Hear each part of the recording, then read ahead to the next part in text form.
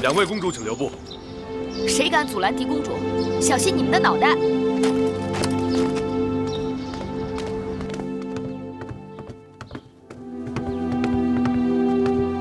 拜见大王。拜见大王。你们来干什么？既然是商议舒姐姐的婚事，那总该问问舒姐姐自己的心思吧。大王，女子婚配向来全凭父母之命、媒妁之言。大王，解铃还须系铃人。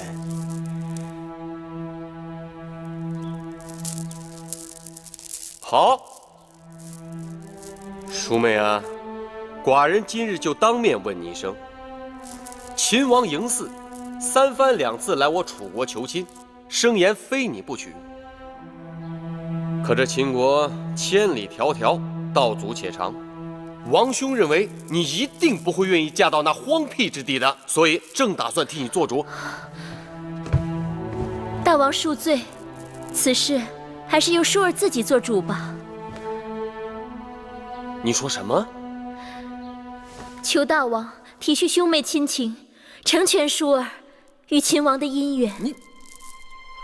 楚王，这第3杯酒，就祝本王与舒公主百年好合，子嗣绵延，如何？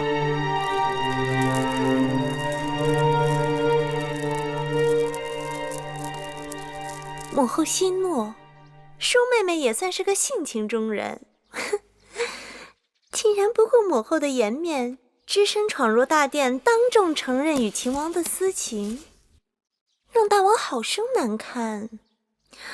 哎呀，如今大王对这桩婚事也无可奈何，母后还是顺水推舟算了。啊，臣妾就是想给母后通个气，免得一个人蒙在鼓里，黑不隆咚的。既然婚事已定，母后的心也该落下了。臣妾可真是为舒妹妹感到高兴啊！好了，臣妾告辞了。恭喜母后！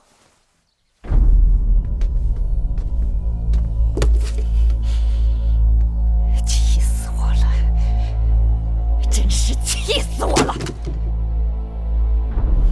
南后这是黄鼠狼给鸡拜年，威后若是真生气，就着了他的道了。但舒儿怎会自降身份，自甘堕落？那秦王有什么好？哪点比得上赵侯雍？真是喝了迷魂汤了。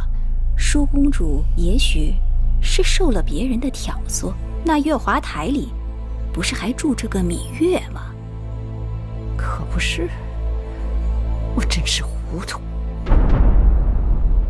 竟然让舒儿和那个贱丫头在我的眼界之外恣意妄为。玳瑁，传我的旨意，让舒公主马上给我搬回高堂台。是，威后，晋上大夫求见。晋上一向跟南后热络，南后刚走他就来了。那奴婢去回了他，就说威后身子不适。等等，听说秦王就是托晋大夫为他出面求亲的，我倒要看看他怎么花言密嘴的。让他进来。是。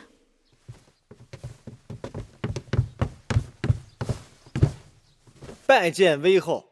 免礼。谢威后。听说晋大夫近日为楚秦联姻之事忙碌得很，今日怎会到我这里来？微臣是给威后道喜来了。喜从何来？秦王久慕舒公主贤德美貌，愿以倾国之力来迎娶。舒公主乃威后掌上明珠，秦楚联姻岂不是喜事一桩吗？我看中的贤婿不是秦王，晋大夫道喜走错门了。赵侯雍虽好，但与秦王相比，确有缺失。此话怎讲？赵侯雍来楚国提亲，是为了合纵；大王曾允诺婚事，也是为了与五国联盟。臣以为，五国联盟貌似强大，实则人心不齐，不堪一击。楚国若与其联盟，必然浪费人力物力，不如结交强援，共谋他国。结盟由大王定夺，我只在意舒公主的婚事。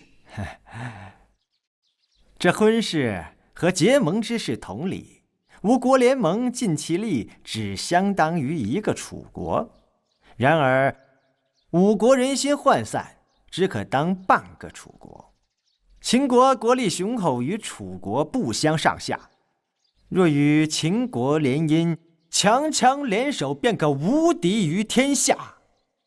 更何况，舒公主就算嫁给吴国任何一个王侯，因其国力不强，这些王侯只是徒有虚名。王后之位就更是徒有虚名了，怎能跟一个手握大权的秦国王后相比？再者说，姻缘讲究的是一个缘分。舒公主与秦王情投意合，日后夫妻比翼双飞，鱼水和谐，这不都是微后所想所盼吗？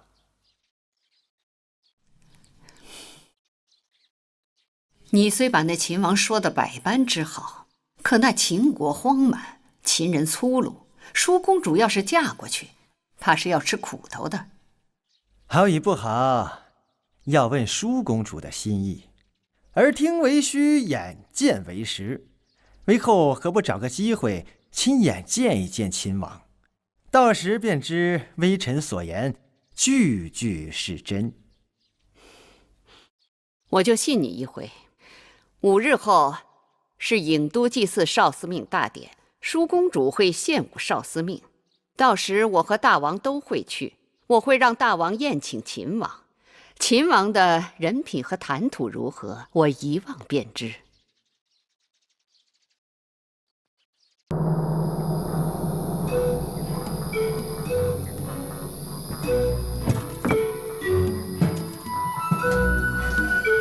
当心当心，规避碧帛以示鬼神，千万要摆放整齐。是，这个放上面。啊，那这件呢？这个放正面。是。供奉的六兽和酒水都摆放在那边。祭司少司命，国之大事，天神在上，非凡柴不足以达之。哎，一定要让人悉心照看这燔祭时的烟气啊！来，动作快一点。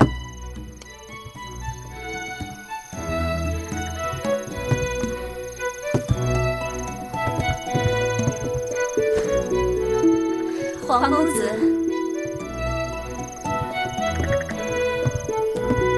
黄公子，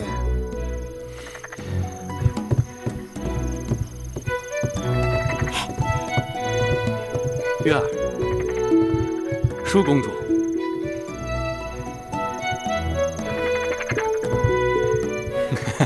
嘿嘿，傻笑什么呀你？月儿今日格外好看。步裙金钗，寻常打扮，有什么好看的？一会儿舒姐姐换上祭舞礼服，那才叫一个好看呢。妹妹步裙金钗，在黄公子眼中都有这般姿色。你若能穿上祭舞礼服，那不美若天仙了。姐姐，何时你也学得如此油嘴滑舌？姐姐的话是认真的。上回祭祀的时候，我就在想，若是月儿主跳祭舞，黄公子吟唱作伴，那你们才是郎才女貌呢。多谢舒公主成全。全是轻薄口舌，不与你们说了。哎，月儿，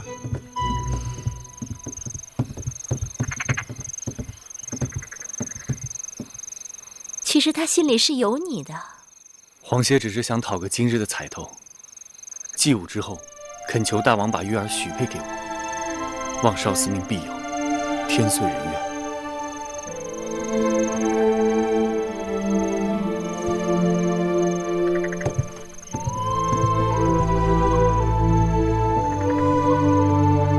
殷公主，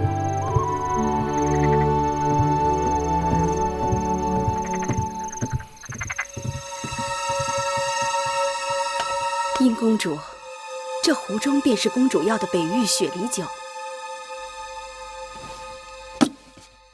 这公主答应的酬劳，这是宫中最好的羊脂玉，你等平日是见不到的。公主也别小看了奴婢，这酒也是稀罕物，性寒烈，夏日里少饮可解暑，多饮却会腹痛，千万不可贪杯呀。好了好了，本公主知道了。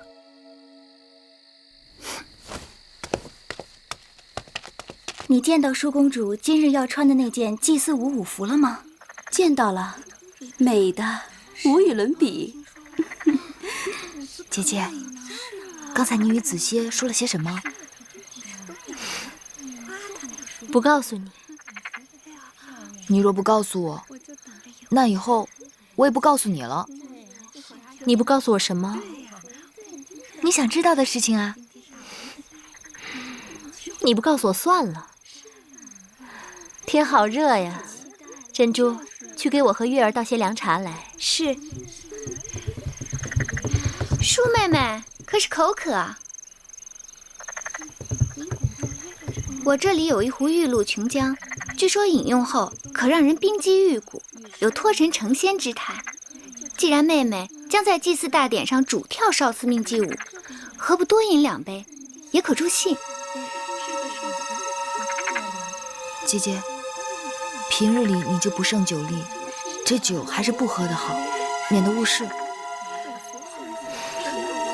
既然姐姐有这等好东西，妹妹怎能不喝呢？给我尝尝。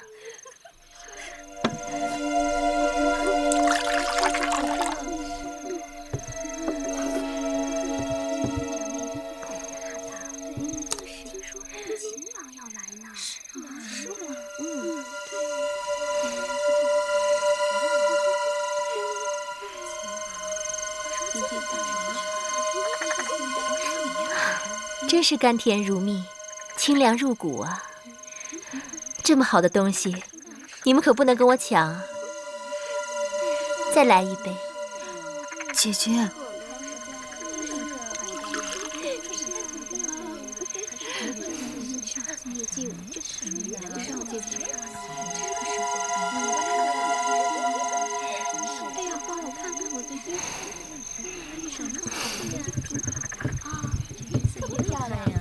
少司命祭舞马上就要开始了，你等还不快去更衣？走吧。可不是，时辰不早了，再不更衣来不及了。走吧，我们一起更衣吧。哎呀，怎么了？哎呀，舒妹妹，不知怎的，我这肚子有些绞痛。快坐下，姐姐，我给你揉揉。怎搞的？莫不是中了暑热，或者岔了气？不知道。哎呀，这疼一阵一阵的，怕是一时半刻好不了了。那怎么办啊？舒公主还要领跳少司命祭舞，身体不适，这可怎好啊？是啊，献舞少司命，万人瞩目，千万耽误不得。女士要早做打算啊。若是舒公主不能领跳，那只好临时更替啊。眼下能顶替舒公主的只有……女士说的有理，能顶替舒儿献舞的就是月公主了。啊，我不行，我不能跳。月儿，舒公主这话当真？私下里，月儿曾帮我许多次，她其实跳得比我还好。你真的和舒公主一起练过？我是练过，但我不行。月儿，我不能跳。舒妹妹此言不妥。祭祀少司命是何等大事，芈月从未接受过女师指点，草率献舞，亵渎神灵。献舞少司命，讲的是一个诚字。有些人心里不干净，即便献舞，少司命也不高兴。既然舒公主力荐，那就试一试。你现在就跳给我看。你若真的能跳，那就是少司命选中了你，你命里该有的逃不掉。今日由少司命判定的事最妥不过。女师，芈月向来忤逆，微后若知晓此事，定不会答应。这女师已经说了，此事由少司命判定。即便日后母后怪罪下来，舒儿自会分辨，女士不必多虑。月儿，月儿，皇爷在等你，别辜负了他。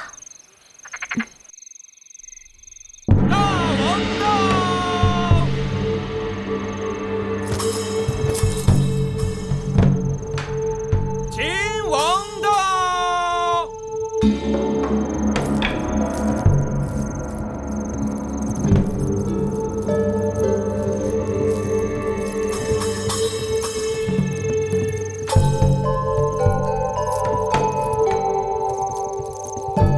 秦王请。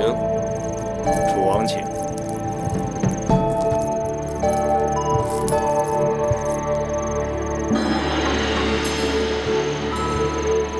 坐。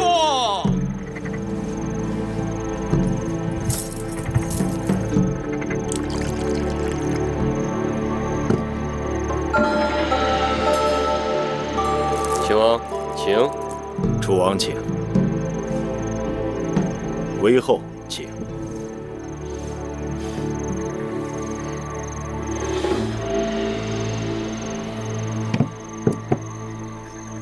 秦王，那少司命的祭舞就要开始了。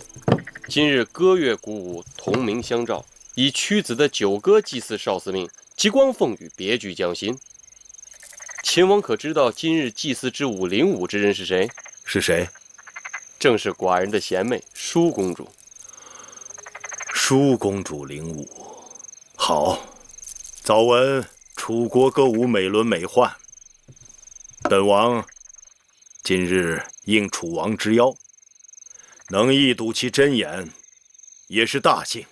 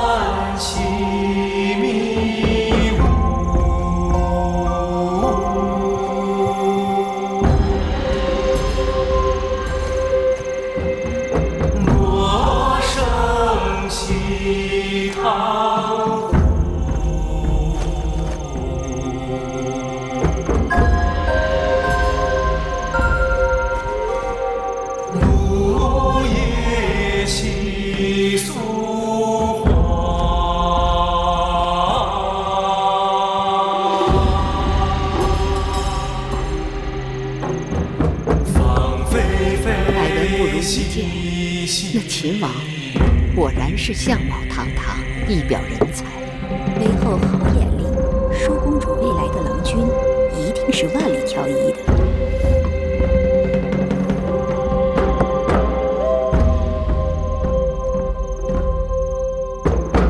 夫人自有细美。难怪婴儿盯着黄歇不肯放手。凭他那身负异禀、玉树临风的模样，我都想多望两眼。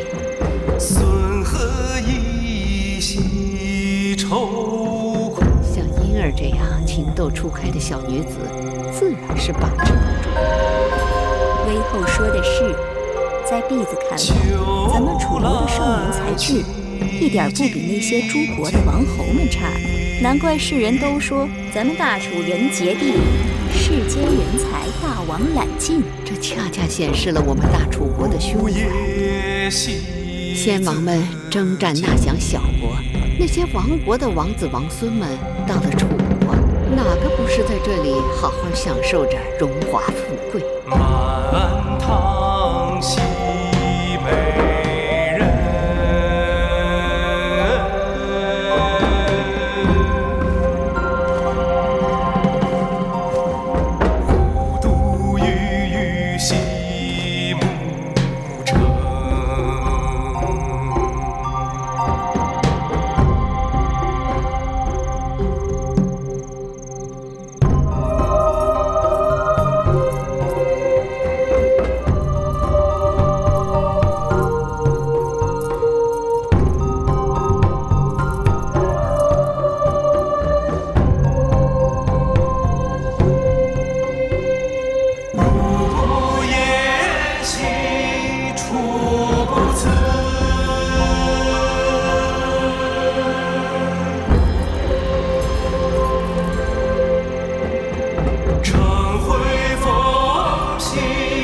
在云起。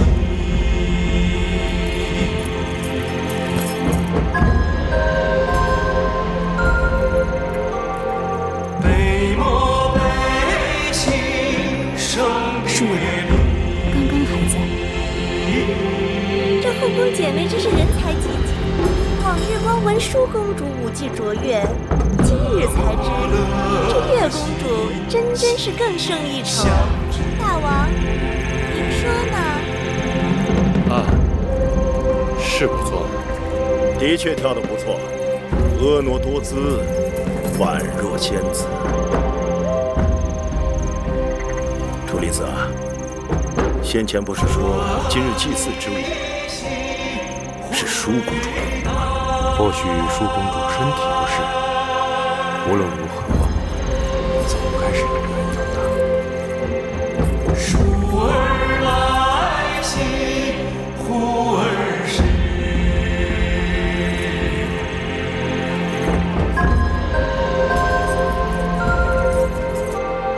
悉苏兮地角。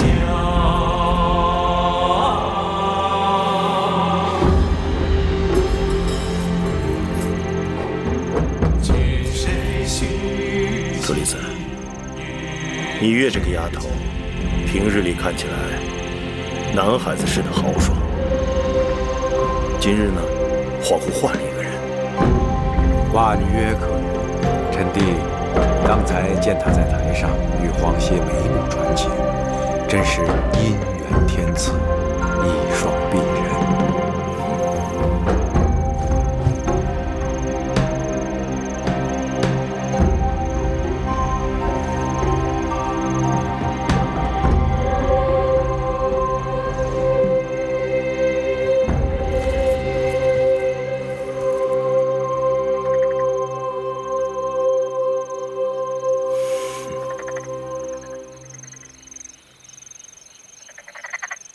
金玉之声，天籁之美，本王今日果然大开眼界。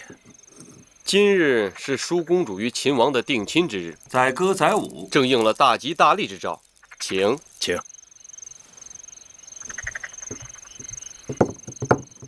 禀报大王，公子歇求见。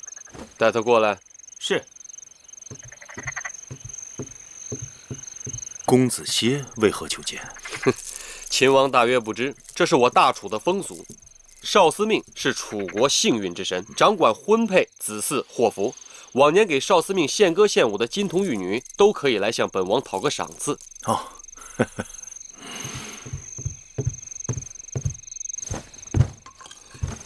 黄歇拜见大王。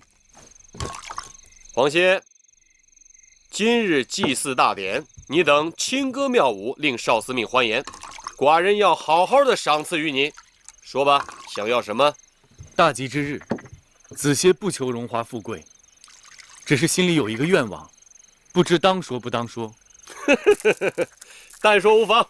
大王之妹月公主，温婉贤淑，冰清玉洁。黄歇攀龙附凤，爱慕已久，恳请大王将月公主许配给黄歇为妻吧。这两情相悦，倒也是佳话。是啊，楚王两妹同嫁，喜上加喜呀。对，窈窕淑女，君子好逑。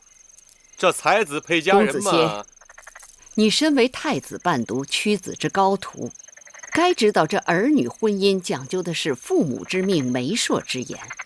你父母若健在，该由你父母指派媒人上门提亲；父母若不在，该由你们族长出面，这才合礼法。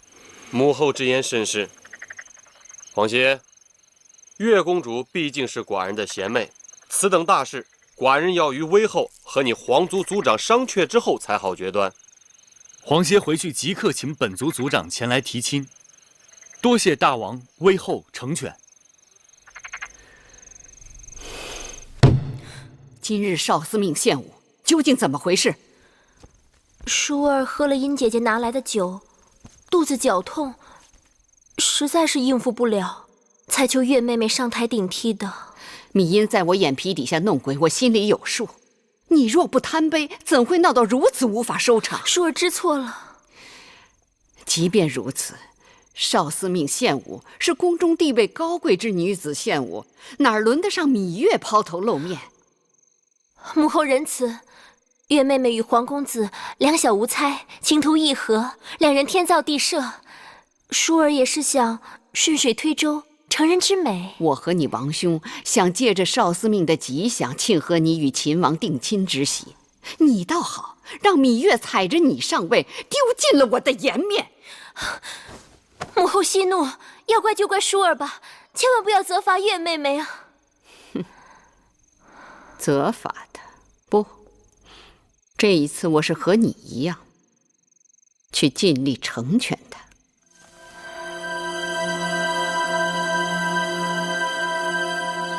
寡人看母后今日的精气神儿比往常好些。舒儿的婚事虽然周折，但也总算定下了。淑妹的婚事定了，寡人也轻松了许多。照寡人看来，既然不能与五国交好，与秦国联姻是最好的选择。两个大国强上加强，这也省去了与那些个小国打交道的繁琐和啰嗦。虽说舒儿出嫁要到来年春天，但嫁妆也要开始慢慢筹划起来，免得到时候慌手慌脚的。母后说的是，寡人已经命内宰整理方府内库，列出清单，被母后挑选。方府是宫中藏宝库，固然重要，但我想也得让平府准备个书目。这平府是宫中的藏书库，不知母后想要多少藏书给淑儿陪嫁呢？当然是越多越好。秦国荒蛮，淑儿远嫁秦国，有几卷书陪伴，也不至于太无聊。好，那母后放心，寡人尽力去办就是。母后也真是想得开，自己的宝贝女儿偷偷与别人相好了，这口气说咽就咽下了。寡人已经答应了秦王的婚事，母后即便心里不愿意也是无法了。或许寡人把淑妹的嫁妆筹划得更加丰厚些，母后能开心。母后打算给芈姝什么陪嫁？珠宝玉器、藏书、整套的器乐，还有妓人和幽人。整套乐器？那是大套还是小套？若是大套，那就包括64件青铜编钟，24件青玉编磬，加上大鼓、小鼓、琴瑟、鱼箫、巫都、箜篌等，那就得200-300件。还有那奏乐、歌舞的妓人、幽人，那也得好几百人。这也太过分了吧？这怎么能说过分呢？淑儿是母后的心头肉，多些陪送是应当的。我楚国又不是拿不出来。永乡令那里统计出要陪送多少人了吗？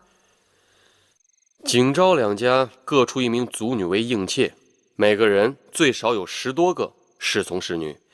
至于淑儿的陪嫁陪官，加上女官及家眷，还有奴仆600人，兵丁1000人，侍女600人，内侍300人，再加上奴隶3000人，还有那妓人和幽人，这样算下来，总数怕是过6000人了。亏得余志有限，否则母后还不得把楚国1半的人口都送过去？寡人只有这么一个王妹，楚国也只有这么一个嫡公主，自然排场要大一些。还有4000个送嫁的兵丁，把淑妹送到了边境就回来。这么算起来，那得1万多人。送亲的场面，再气派不过了吧？只是淑妹这一走，母后想再见她一面，怕是就难了。我看母后不仅想保淑公主亲生尊贵无比，还想保她的儿女生生世世用之不尽。哼！我看就你这张小嘴刁蛮。过来，看寡人怎么教训你。大明你真坏！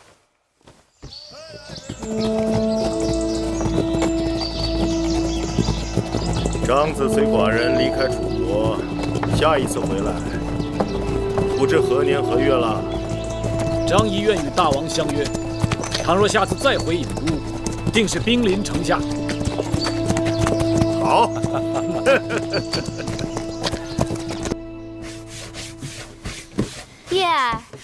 姐姐，你这个人啊，都回到自己房间了，能不能歇一会儿啊？自小忙碌惯了，你让我老闲着，弄得我手脚都不知道往哪儿放了。好歹你也是个公主，能不能学着使唤别人啊？从小到大没使唤过，还真不会呢。那将来你要嫁人了，要那些下人丫头干什么？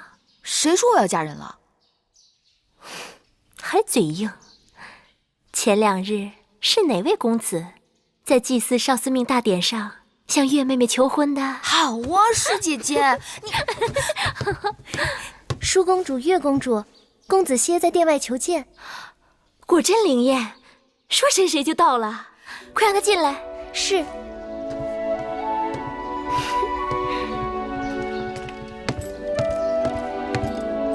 舒公主、月公主，哪来那么多客套？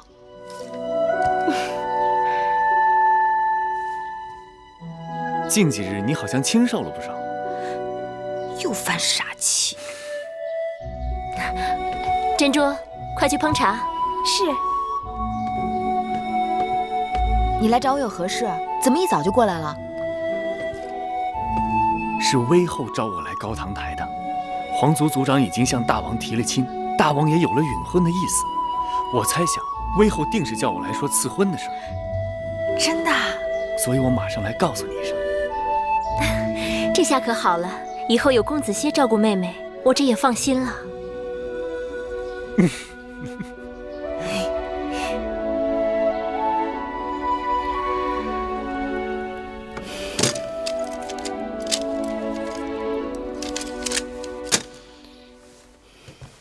舒公主的嫁妆单还有2大车呢，微后不用着急，慢慢看，以免伤了眼睛。等再过几日，我把这些嫁妆单看完了，你拿给舒儿看看。如果她还有什么中意的，再一一添上。这段时间你也辛苦了，等舒儿出嫁后，你和我也好好歇息一下。奴婢未见之人，怎么敢说辛苦？微后，公子歇来了，让他进来。是。他来做什么？是我让他来的。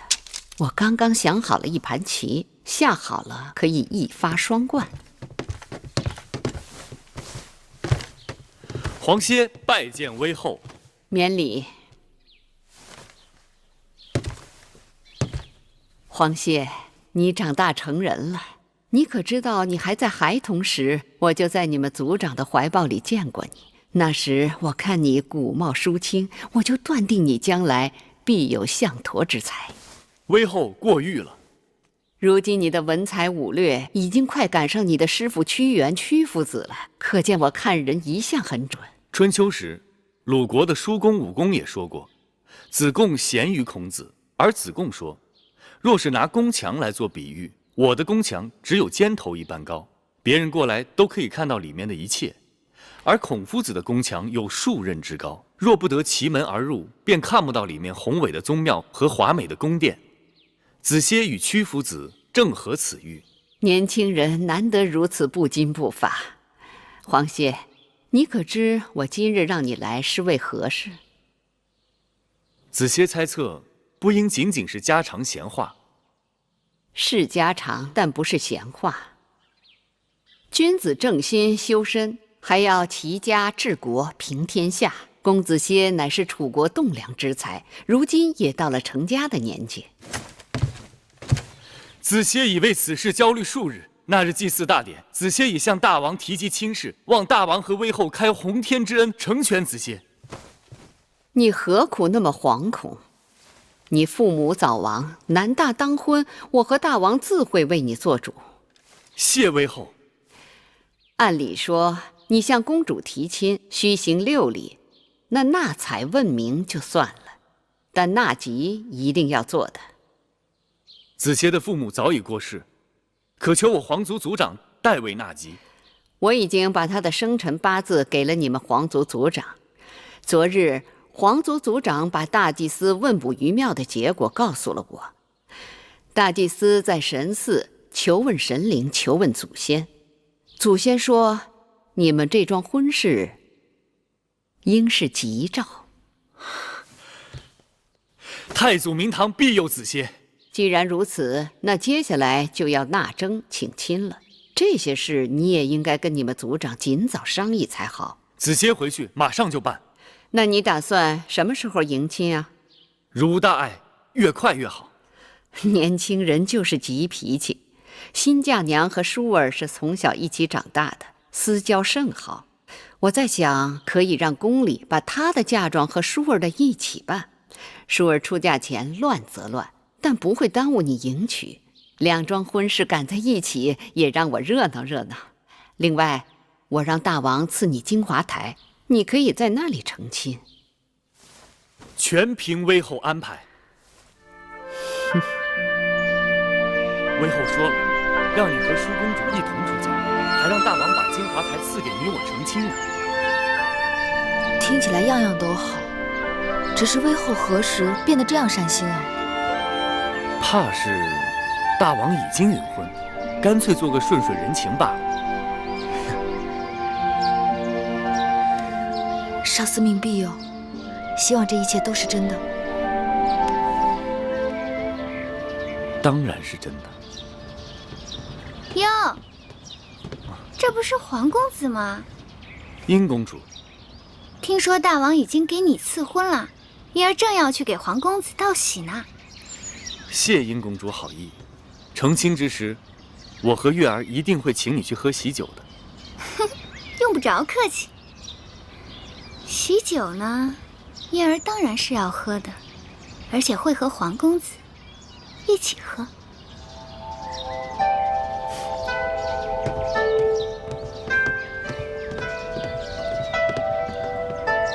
他言语古怪，这是何意？不要理他。走。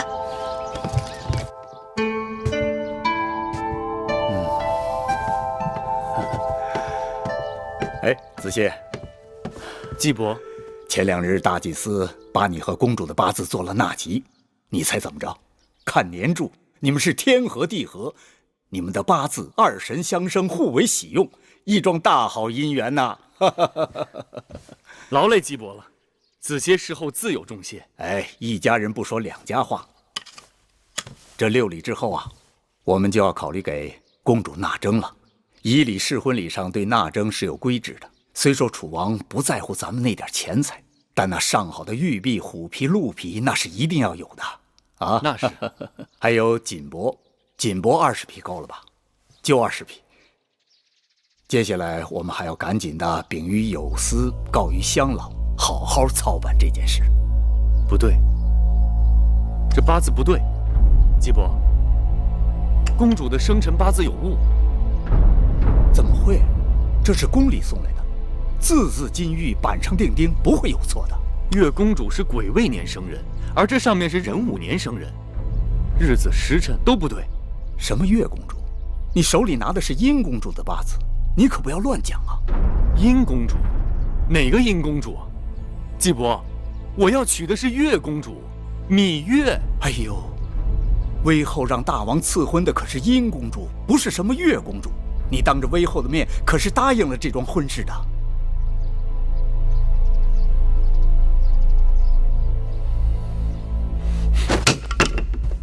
哎，公子，公子，不要拦我！我要见威后！公子，我要见威后！公子，不能进去！我要见威后！曹公子，这是高堂台，是你想闯就闯的吗？代报，我要见威后。威后身体不适，不见人。有件事我要见威后问个明白。该知道的你都知道了，回去吧。威后身为后宫之母，你要给皇歇和月公主一个交代。这人真是疯了，把他赶出去。我要见威后。公子，走吧。威后，我要见你。威后，放开我！放开他！我来了。威后心里清清楚楚，皇歇倾心于月公主，可却言语含糊，偷天换日，这是为什么？打一开始，大王和我给你赐婚的就是殷公主，至于那芈月，是你自己一厢情愿，与我无关。我和月公主两情相悦，我向大王求婚的时候说得清清楚楚，我非月公主不娶，月公主非我不嫁。为后仁慈，切莫毁了子歇的姻缘。你的意思是，芈月背着大王和我，早与你私定终身？这是王室之辱，大逆不道。为后误解，皇协和芈月的婚事，大王早已应许，为何又突然变卦？王室之婚从来都是父母之命，媒妁之言。殷公主贤淑貌美，嫁与你是你的福气。子歇不想高攀，实难从命。你跟芈音的婚事已是覆水难收，不要啰嗦，回去好好操办吧。为后，走吧，我累了。为后万万不可！为后身为后宫之母，怎可以个人好恶和一己私欲毁了别人的良缘呢？不要以为你是太子伴读便可胡言乱语。后宫是我的后宫，规矩是我定的。把这个不识抬举的东西给我赶出高堂台！为后，为后，为后万万不可！为后，为后！因儿这丫头真是瞎了眼了，怎么看中这么一个油盐不进的呆子，惹我生气。这呆子再不识趣，也拗不过大王跟威后。等成了亲，有殷公主管教着，他脑袋瓜子会慢慢活泛起来的。因儿这丫头，我早就看透了，做事心狠手辣，我对她不得不留个心眼儿。既然她非要跟这呆子绑在一起，那我就成全她，让她自作自受。一想到芈月会为此痛不欲生，我就觉得这桩婚事我非促成不可。上回你跟我说什么来着？有些人活着比死了更煎熬。芈月命大，上次中毒不肯死，那就让她好好的活着，让她知道活在我手心里的滋味。可那黄公子不肯罢休，是得想个法子把那书呆子看紧，免得他再生出事端来。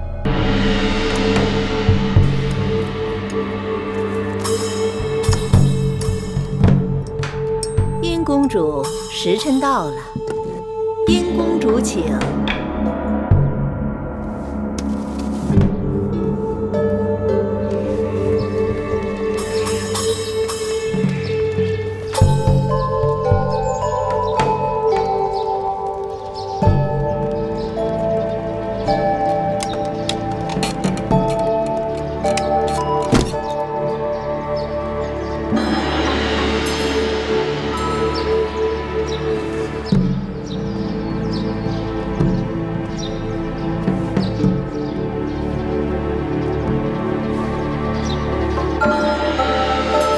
殷公主，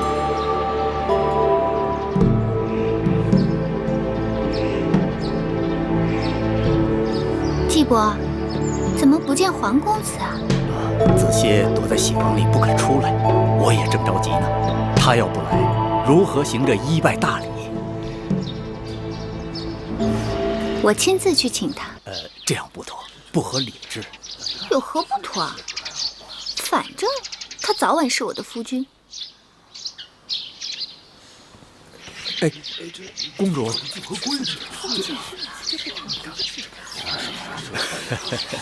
也好。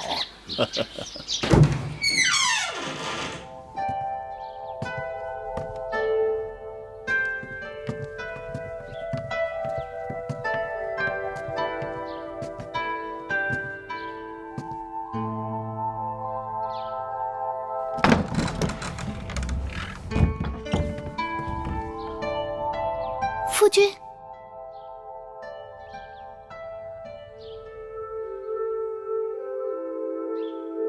今日良辰美景，夫君为何背对着我？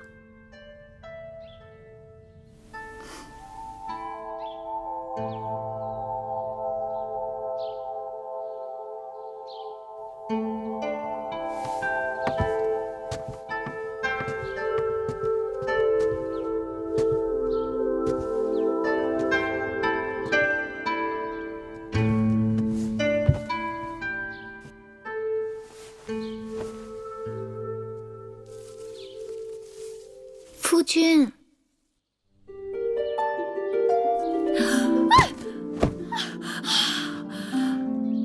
姑母怎的好糊涂啊，竟然叫侄儿夫君。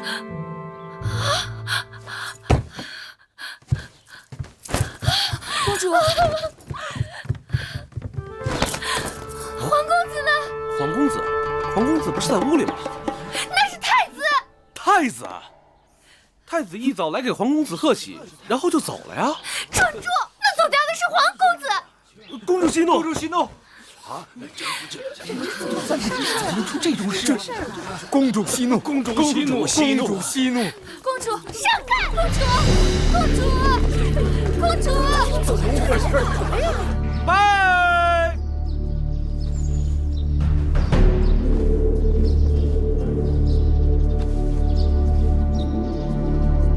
再拜！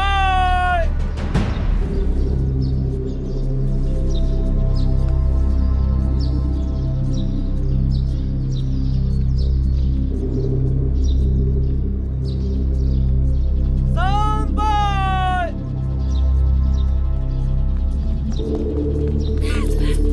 贱人，贱人，贱人，干嘛呀？贱人，放肆！芈音，贱人！狄公主出嫁，你怎敢放肆？大王为后，替芈音做主，皇协拒婚，他跑了。此事当真？金华台里，太子穿着喜服，皇公子根本不见踪影。定是那芈月设此奸计，毒害婴儿。大王为后，千万不可放过这个芈月。芈月，告诉我，黄歇到底去哪里了？黄歇是在与芈音成婚的时候不见的，我怎能知道他的去向？好硬的一张嘴，给我拿下！是。母后，那黄歇被关在金华台多日，月妹妹日日与舒儿在一起。黄歇走了，去追那黄歇便是，怎怪在月妹妹身上？那皇公子定是被芈月迷惑了心窍，今日突然不见，定是与芈月早有预谋。你这桩婚事，皇公子本来就是不情不愿的，强按牛头喝水，得此结果也怨不得别人。舒儿，你给我闭嘴！我心里明镜似的，早就看出芈月跟你出嫁秦国是不怀好意，你还替这个贱人说三道四，把芈月给我扣下！母后，今日是舒儿出嫁之日，一身祸福均系此刻。芈音哭闹较场，母后又要扣下舒儿的陪嫁应试。假若一定如此，不嫁也罢了。舒儿，月妹妹不走，舒儿也不走。舒儿糊涂，母后这是为了你好。大王，吉时已到，若错过了时辰，与公主的姻缘不利。大王，这黄歇悔婚是小事，楚秦联姻才是大事。母后，眼下没有证据证明黄歇的出逃与芈月有关，以寡人之见，还是得过且过，即刻启程吧。这怎么可以？有何不可？若不是你强行把芈音许给黄歇，事情怎么会闹到如今这个地步？微后明鉴，若再不启程，就会错过了吉期。秦王那里在关外迎亲的人也是有时辰的。况且秦国迎亲使者手里有陪嫁应妾的名单，突然少了一人，恐怕会引起误会和猜忌。好了好了，启程启程启程！等等，舒儿，也许你眼下还不会明白，我所做的一切都是为你好。你是娘亲身上掉下来的肉，我怎会害你？等你以后有了自己的孩儿，你便会明白做娘的一片苦心。母后，母后姐请放心，舒儿到了秦国，会擅自珍重的。往后山高路远，舒儿不能陪在母后身边尽孝，还望母后多加保重。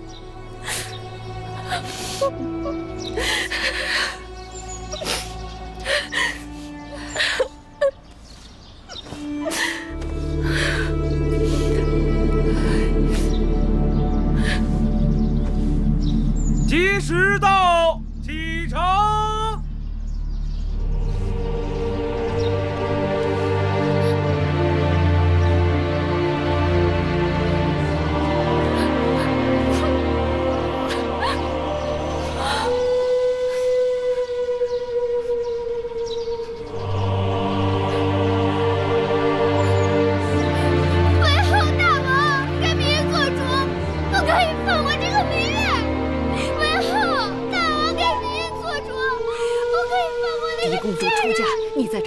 真是丧气！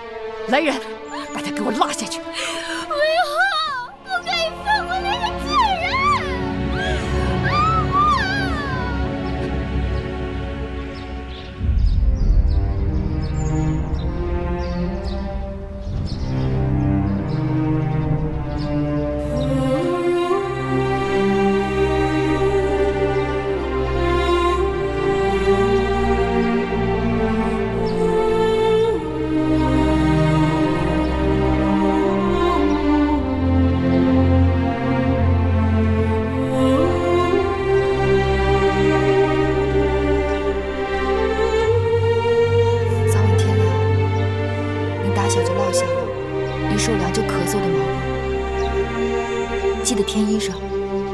千万别受冻。放心，你和冉帝路上要保重，还有魁姑，不要太辛苦了。在宫里，无论遇到什么事情，你都要学会忍，千万要小心威后那边。只要熬到分封，有了你自己的立脚之地，一切就都好办了。等到分封之后，我一定想办法把你们都接回来。只是这一去，路途遥远，会有很多危险。还有我呢，谁要是敢欺负姐姐和魁姑，我就揍他。小冉是个男子汉了，遇到险境，我们会有办法的。眼下我们不得不分开，就是为了有一日，我们可以平平安安的团聚在一起。迟到了，要不然到江边上船，天就要黑了。蓉蓉送姐姐出嫁。起来吧。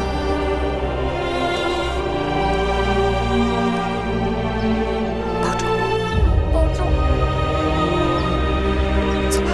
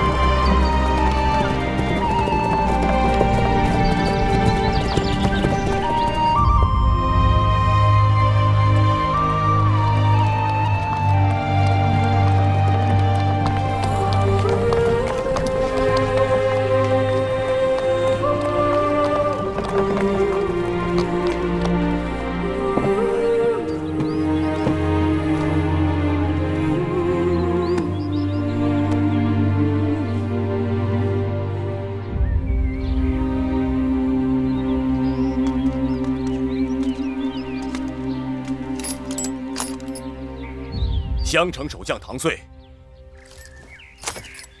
拜见舒公主。免礼。谢公主。这位是秦国的蒙敖将军，特来迎亲。外臣蒙敖拜见舒公主。蒙将军有礼。公主，行宫已经准备好了，请您先行歇息。明日，蒙敖将军会亲率人马为送亲队伍打前站，再由末将护送公主出关。出了襄城，就由蒙敖将军护送公主入秦了。有劳两位将军了。这是外臣应尽的职责。舒公主，请。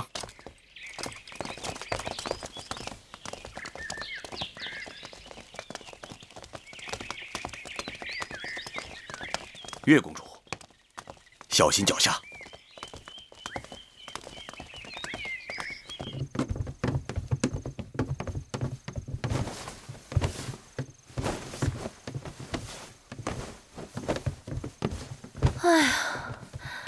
终于到了，晌午才从船上下来，接着又坐车，这会儿觉得房子都在打晃呢。妹妹，你快坐吧。姐姐早生歇息吧，明日开始车马劳顿，只怕会更辛苦。妹妹，你也累坏了吧？那你也早点歇息吧。我就住在姐姐隔壁，有事喊我。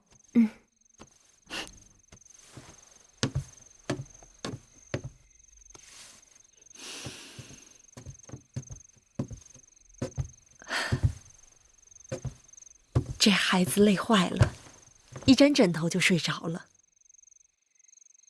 路上你一直照应我们，此刻还要做针线，让我来吧。不用，你快把这碗绿豆汤喝了吧，我才熬的。是不是还有点烫？不是。明日就要离开楚国了，我这心里乱乱的。能顺顺当当的走到这儿，已经不容易了。虽说出了楚国，魏后的手就够不着了，但家也就此难回了。有亲人就有家，首先是要活着，只要能活下来，你娘亲和举疾就没有白死。等我们跟黄公子接上了头，就该将实情告诉舒公主，免得走得突然，让她伤心。姑姑说的是。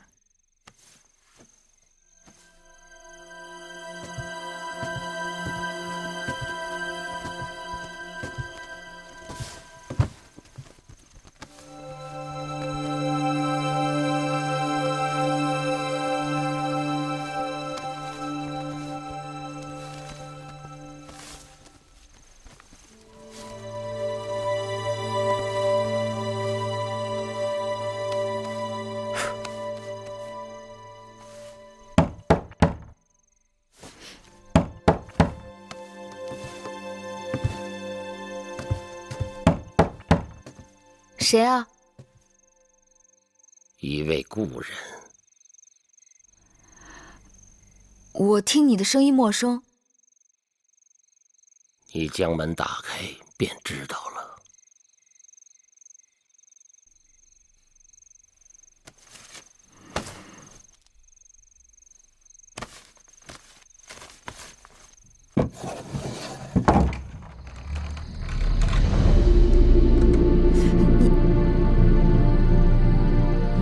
你谁啊？老夫没有猜错，应该就是你。可我不认识您。你是月公主，是那颗霸星。老伯，我没见过您。在下堂妹，襄城守将唐遂是在下的堂弟。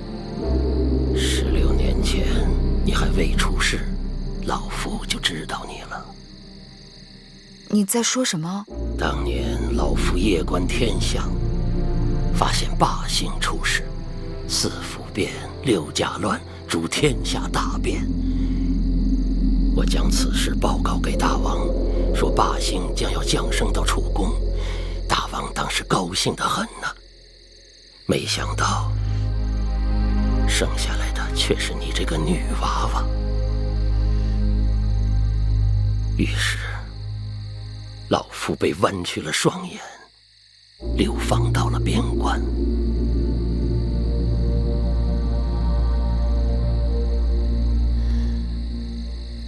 难怪从小父王就叫我霸星。你也知道自己是霸星？什么霸星？我芈月就是普通女子，与那帝王之说毫无干系。天命不可违，无男女之分，非人力所能更改。若是逆天而行，必受其祸。必受其祸？你是说这么多年，我们受苦受的还不够？你可知道，我和我周围的人就因为这罢兴之说而受牵连。老夫只是一件星象之事，根据星辰变化记录言说。就因为你的胡言乱语，害得我娘命运多舛，害得我跟我弟弟从小被人欺负。我们与你无冤无仇，你为何要多事？为何要与我们过不去？天将降大任于斯人也，必先苦其心志，劳其筋骨，饿其体肤，空乏其身，行好了好了，你走吧。你再不走，我要喊人了。晚了，走不了了。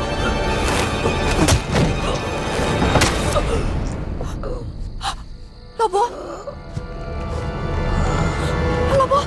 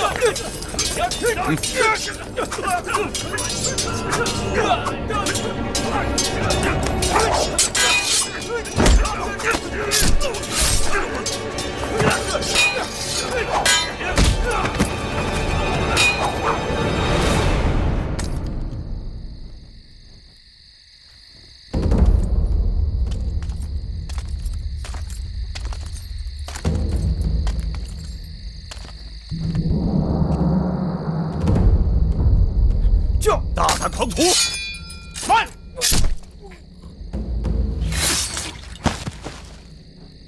他进去。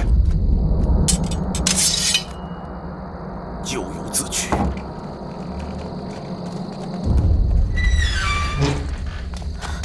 月儿，姐姐，怎么了？唐将军，出什么事了？禀公主，两个大逆不道的小贼惊扰贵人们歇息。现末将已将其诛灭，望舒公主恕罪。堂妹老伯，可是唐将军的堂兄？不错。老伯仁义，替芈月挡了致命一剑，已经不行了。敢问公主，他人在何处？在我屋里。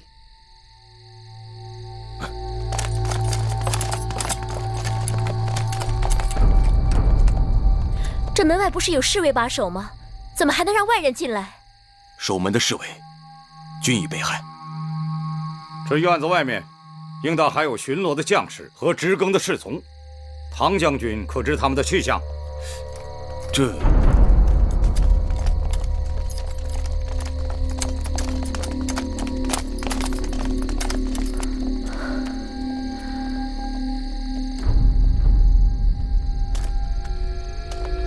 末将失职，明日一定仔细查处，严惩不贷。好了，你们都下去吧。夜已深了，明日还要赶路呢。是。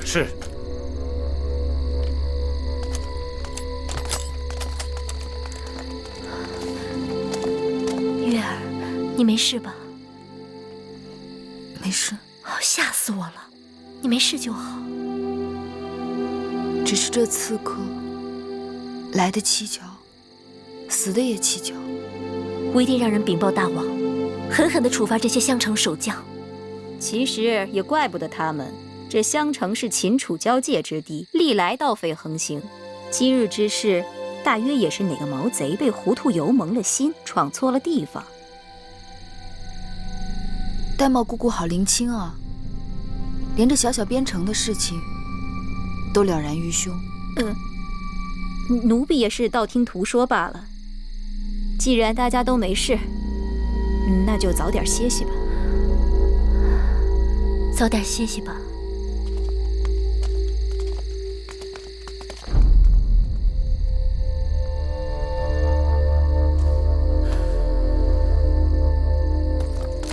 唐将军，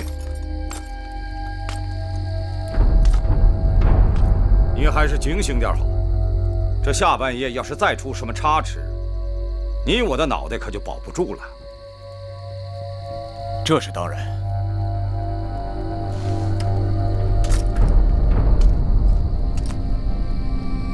你们这队人，给我在院子外面牢牢守住。要是再出半点差池，本将军绝不轻饶。是。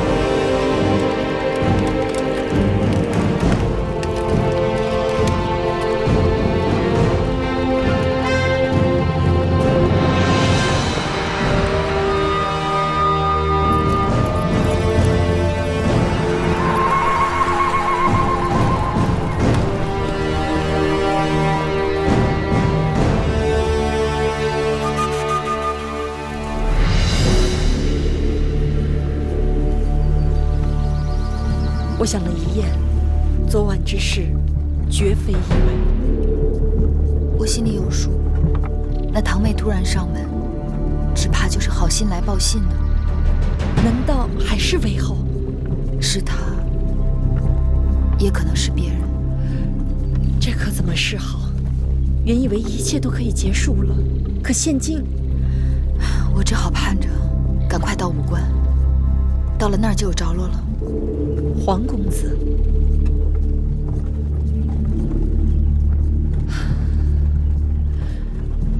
少司命庇佑，月儿和我们能平安到武关城。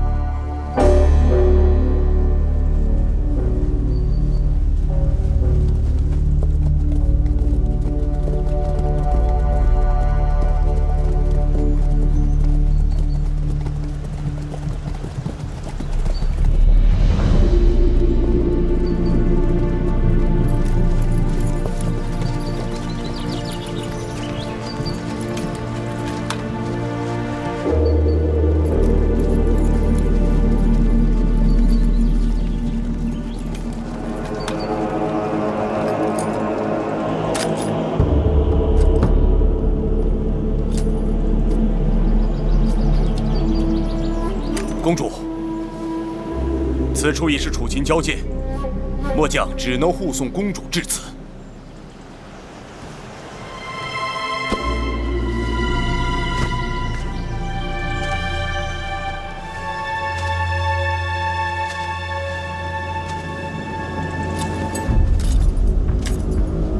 请公主擅自珍重，一路安泰。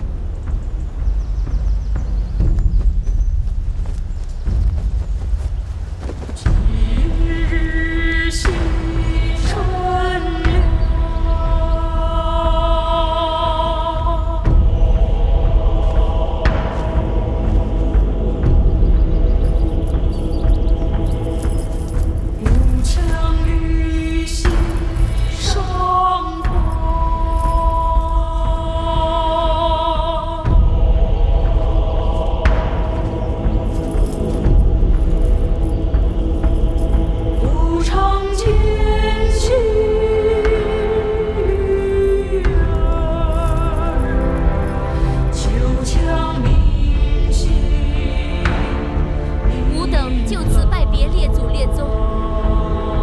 此去秦邦，山高水长，还愿列祖列宗、大司命、少司命、庇佑吾等，鬼祟不侵，一路安泰。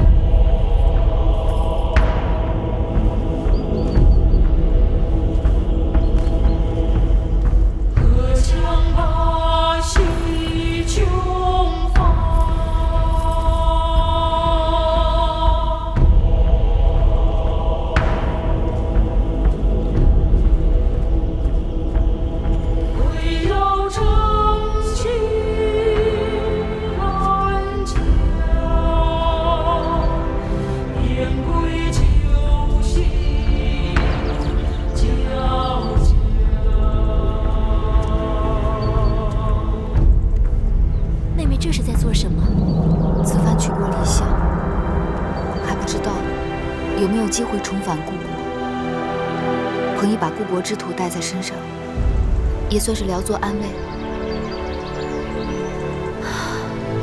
是啊，谁是家乡好，越是故乡明。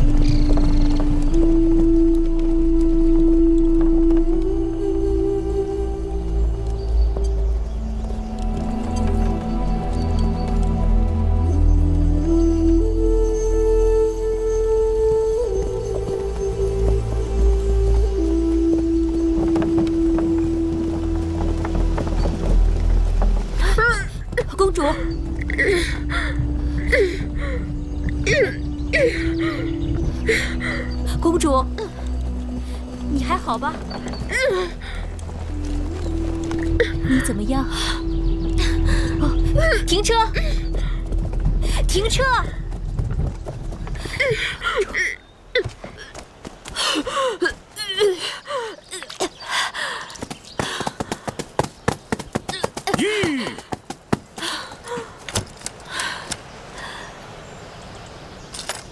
公主，太庙已定下吉时，咱们行程紧迫。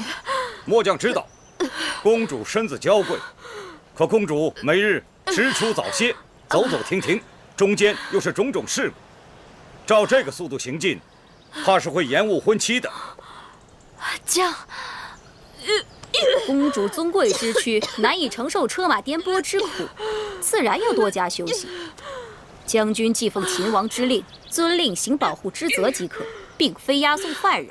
何时行，何时止，当由公主做主。及期如何，与你何干？放肆！你只不过是小小奴婢，竟敢对本将军无礼！不错，我是奴婢，但我是楚国公主的奴婢，不是将军的奴婢。既入秦界，要遵秦法，耽误了规定的行程，无论奴婢贵人，一律责罚不贷。将军息怒。秦王以礼聘楚，楚国以礼送嫁，将军身为秦臣，该以礼护送。公主病倒，将军和属下必然滞留。将军若是能让公主歇息一个时辰，公主身体略好些，也可让车马加速行程。1个时辰？不行，只能歇半个时辰。谢将军。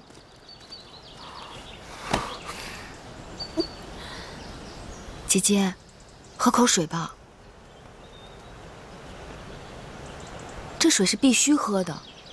荒原之中，水是救命的神仙。我怕喝下去，一会儿又吐出来。与其如此，不如不喝。姐姐，入秦多日，你不是吃不下东西，就是把吃的东西全都吐了出来。若是这样下去，身体会吃不消的。公主受的苦你都看到了，且不说送来的膳食粗劣，用膳的时候竟然仍在行进中，人坐在马车里颠得七荤八素，还没吃一口就吐出来了，这哪里是迎亲啊，分明是折磨人。这里不是我们楚国王宫，身边也不是我们楚国臣子，荒郊野外，缺衣少食是难免的。千里迢迢，吃不下也得吃一些。身子是姐姐自己的，损伤了无人可抵偿。出嫁前只知道这一路曲折遥远，谁料会如此艰辛。还有那个蒙敖将军，更是可恶，完全不把我们放在眼中。蒙敖将军是粗人，行武严整，只怕他有他的难处。再有难处，也该知道自己的身份。舒公主是王后，是主子。若在楚国，她如此叫嚣，脑袋早就搬家了。过2日就到武关了，再忍一忍吧。奴婢能忍，公主如何忍？一入秦地，就黄沙漫天，西风凄凉，稍一露头，身上嘴里全是沙子。这一路上，连个驿站都没有，晚上只能睡臭烘烘的羊毛帐篷。你问问公主，入秦的这些日子，公主有多少天没梳洗了？那段时间坐船，我以为会是最难熬，如今想来，就如同仙宫一样。既然出嫁没有退路，那姐姐只好想着，只要熬过这一关，往后就好了。如何之好？熬不过眼前，又哪来的往后？我真是想家。这一路越走越灰心，这般周折，真是让人……姐姐是想说，真有些后悔出嫁了吗？什么越走越灰心？明明是越走，与心上人越近才是。哪来的心上人啊？进入秦国这些日子，姐姐可听说过秦国4塞？武关、函谷关、萧关、大散关。武关城是秦楚边塞第1城，秦王就是从这里出关，进入大楚，去向姐姐求亲的。妹妹提起秦王求亲，真是恍如隔世。到了武关就有驿站，站站相连，一路平坦大道直通咸阳。到那时，姐姐就可以好好歇息，调理身体啦。妹妹也想早早到武关，对吧？当然。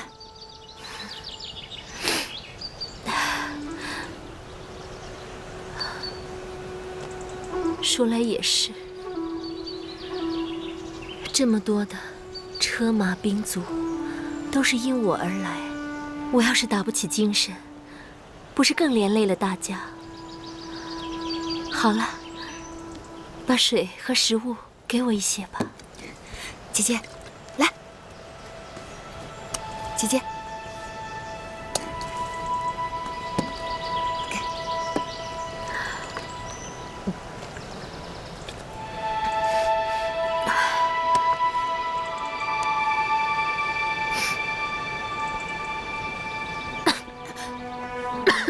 姐姐，